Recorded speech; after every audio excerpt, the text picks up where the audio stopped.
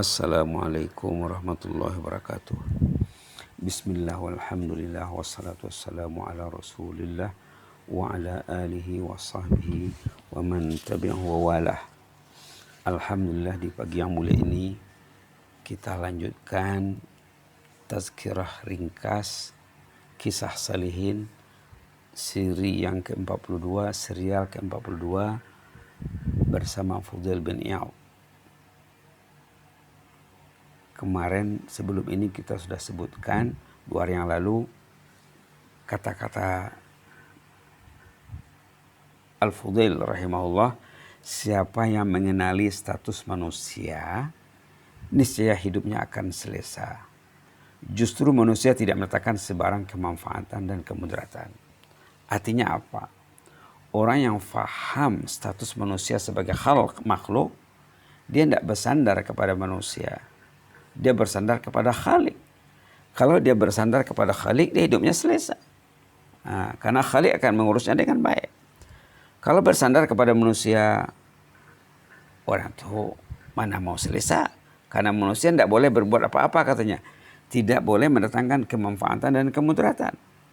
Maka fokuskanlah perhatian kita, fokuskanlah ketergantungan kita kepada Allah. Baik. Seterusnya, insan yang gila kuasa, ia akan bersifat hasad, berlaku zalim, dan suka mencari-cari keaiban orang. Terus ciri-cirinya, malah tidak suka bila kebaikan orang lain disebut-sebut. Ini kata Fudail bin Iyad. Manusia itu ada yang gila kuasa, katanya. Maka dia akan memiliki sifat hasad. Sifat hasad akan berkembang di hatinya. Dan dia akan berbuat zalim dan suka mencari keaiban orang. Suka menyebut keaiban orang. Ini kalau kita kaitkan dengan tausiah Al-Fadil Buya Yahya hafizahullah 2 hari yang lalu ya. Katanya kalau kita ingin hidup selesa, jangan suka mencari-cari keaiban orang lain. Subhanallah. Kata beliau ada 3 ya. Ada 3 sifat utama yang sepatutnya dimiliki oleh orang mukmin. Pertama, saling mendoakan. Jangan pernah malas mendoa.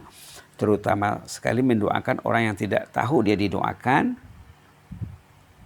Doa itu akan diaminkan oleh malaikat. Doa itu mustajab. Itu satu kata Buya Yahya.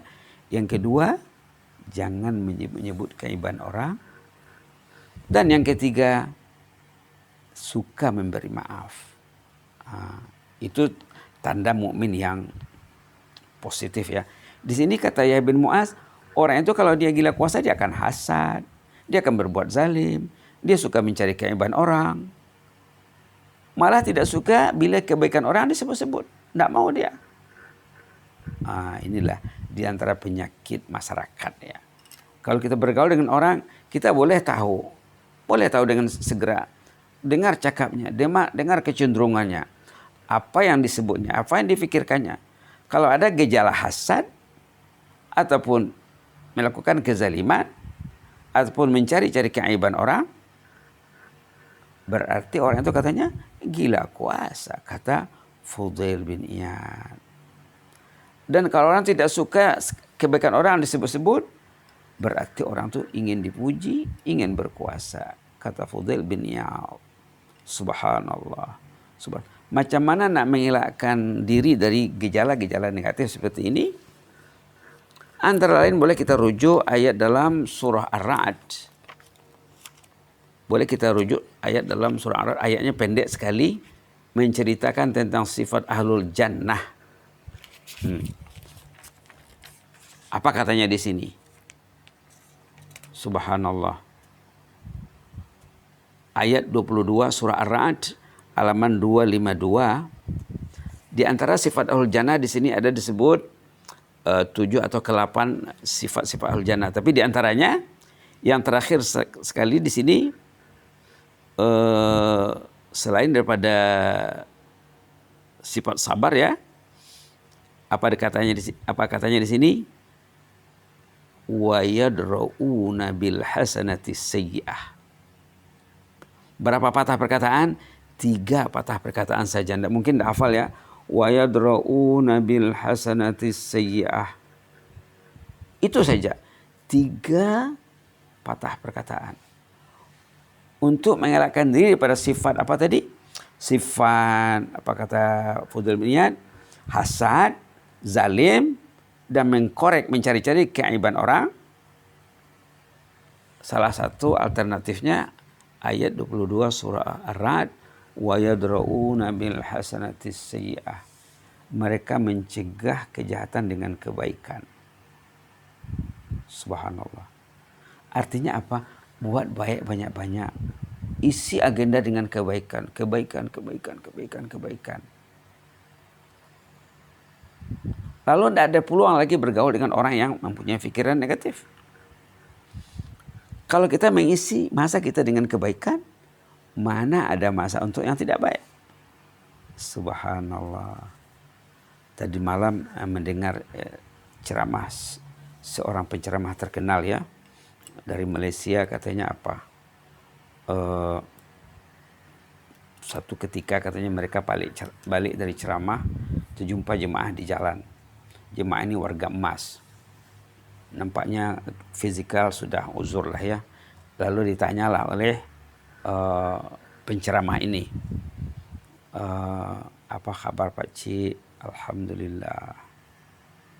Oh Pak Cik rajin ke masjid ya?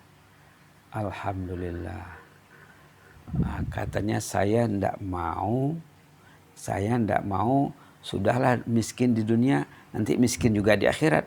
Ndak mau saya. Dia keadaannya sederhana saja. Lalu dia pikir-pikir, mungkin dia sering juga mendengar ceramah, manusia ini ada yang miskin di dunia, kaya di akhirat. Itu yang saya mau dicakap. Saya orangnya sederhana saja. Maka dia pergi ke masjid, dia pergi dengan ceramah, dia pergi sholat berjamaah. Subhanallah. Manusia yang paling kaya. Manusia yang top. Manusia yang top. Mengisi masanya dengan benda-benda yang bermanfaat. Saya tidak mau miskin di dunia, miskin di akhirat. Jadi kalau mendengar gagasan Pak Cik ini, barangkali kalau kita buat kategori manusia mungkin ada 4 kategori.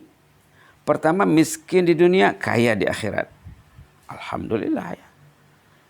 Yang kedua, miskin di dunia, miskin di akhirat. Yang ketiga, kaya di dunia, miskin di akhirat. Yang keempat, kaya di dunia, kaya di akhirat. Jadi Pak Cik itu orangnya simpel saja, tapi demikianlah kata-kata yang keluar dari mulutnya.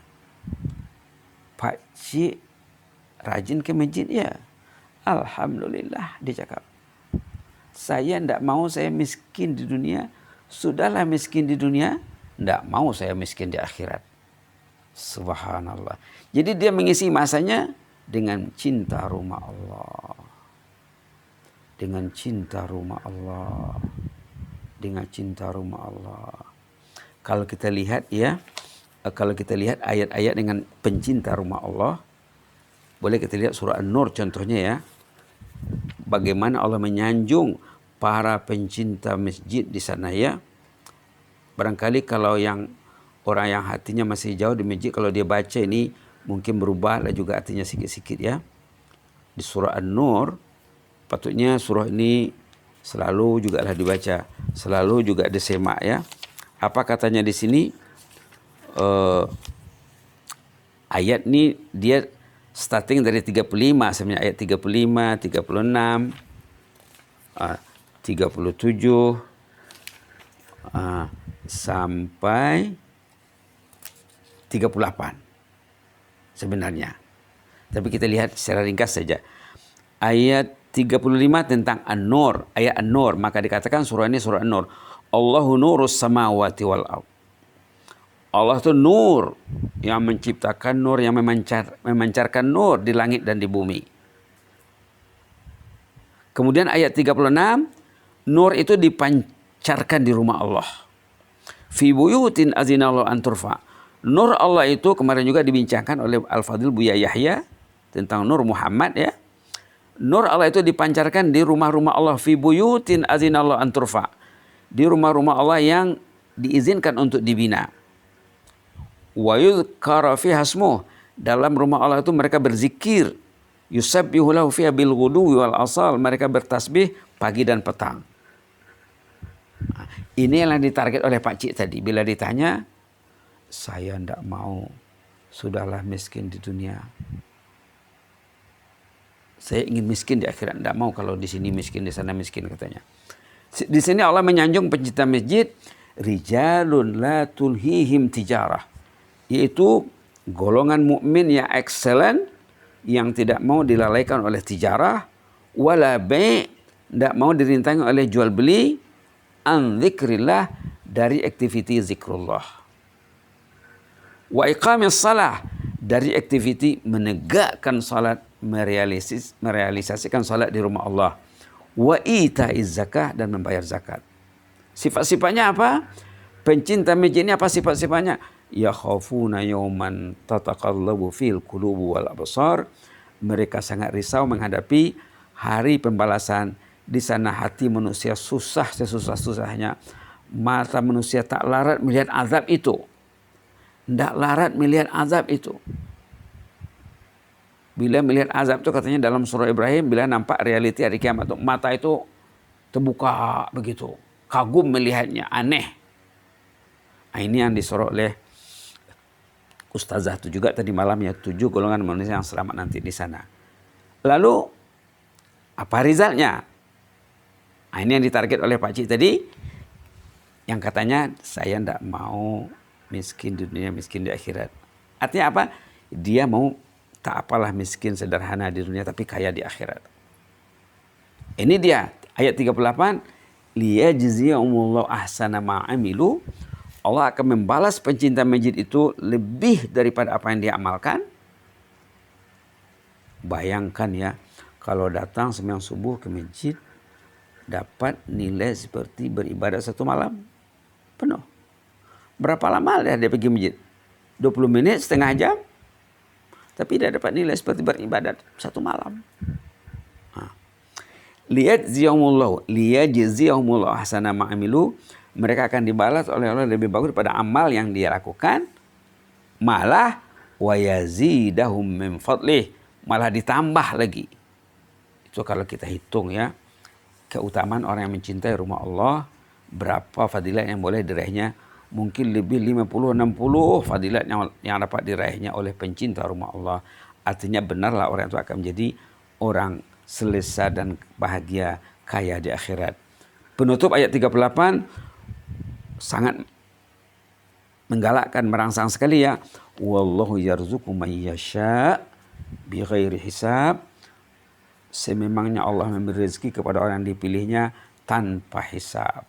Artinya apa? Pencinta masjid mendapat balasan yang tidak dapat dikira macam mana hebatnya. Subhanallah. Kita teringat dengan gagasan Imam Ghazali rahimahullah.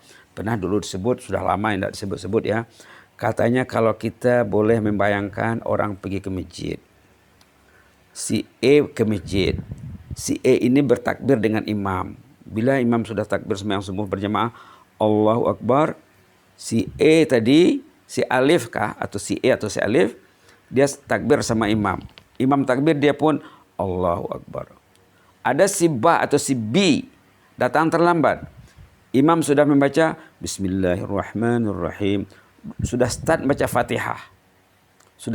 Fatihah. Baru si Ba atau si B, Allahu Akbar. Berapa keterlambatannya? Mungkin setengah menit saja.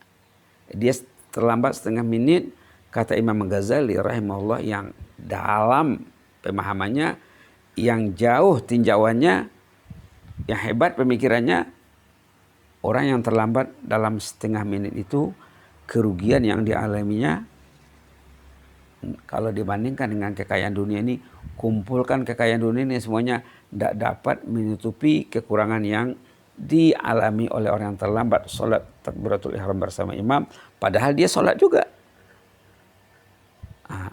Bayangkan dengan orang yang selalu mengabaikan sholat berjamaah. Na'udzubillah. Na'udzubillah. Betullah kata-kata jemaah yang bercurhat kepada penceramah itu ya. Saya tidak mau miskin di dunia, miskin di akhirat katanya. Dia yakin dengan pergi ke rumah Allah itu dia akan menjadi orang yang kaya. Orang yang dipilih oleh Allah. Wallahu yarzuqu man yasha' bighairi hisab. Mudah-mudahan ada manfaatnya.